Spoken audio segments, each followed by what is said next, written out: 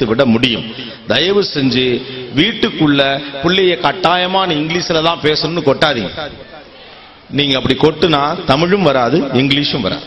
என்னமோ நீங்க எல்லாம் ஐஏஎஸ் படிச்சுட்டு அதெல்லாம் பிடிக்காம தான் வீட்டுல உட்கார்ந்துருக்க மாதிரியும், பிள்ளைங்க எல்லாம் மக்கா தெரிகிற மாதிரியும். வை ஆங்கிலத்தின் மீது அளவுக்கு அதிகமான மோகமும் வேண்டாம், தாய்மொழியின் மீது அர்த்தமற்ற வெறியும் வேண்டாம்.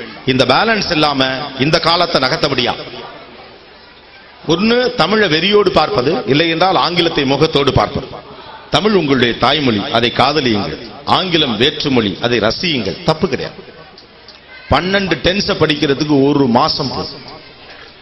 தமிழ்நாட்டில் இன்னமும் சொல்ல போனா நம்முடைய தென் தமிழக பகுதிகள், குறிப்பாக இந்த புதுக்கோட்டை மாவட்டம், ராமநாதபுரம் வட்டம், மதுரை, இந்த மாதிரி பகுதிகளில் இருக்கக்கூடியவங்களுக்கு தான் உண்மையாவே நல்லா இங்கிலீஷ் தெரியும். நமக்கு இந்த 12 டென்ஸை நம்முடைய வாத்தியாருங்க அவ்வளோ தெளிவா சொல்லி தந்துருவாங்க.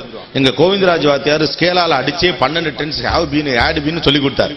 மெட்ராஸுக்கு போனப்ப எனக்கு பயமா தான் இருந்துச்சு, எங்க ஹேவ் பீனை யூஸ் பண்றது, எங்க ஹேட் பீனை யூஸ் பண்றதுனே தெரியல. ஏன்னா எவனுமே மெட்ராஸ்ல have Beino had Beino use பண்ணவே இல்லை. அப்ப அவன் பேசிக்கொண்டிருக்கக்கூடிய ஆங்கிலம் வேறு. மொழி என்பது தன்னம்பிக்கை சார்ந்தது.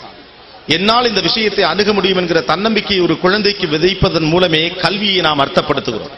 எஜுகேஷனுடைய பர்பஸ் சிந்திப்பதுதான், மனப்பாடம் பண்றது கிடையாது. ஒரு குழந்தை இந்த சவாலை சந்திப்பதற்கான தகுதியோடு வளர்க்கப்படுகிறது என்றால் அதுதான் கல்வியுடைய நோக்கமாக இருக்க முடியும்.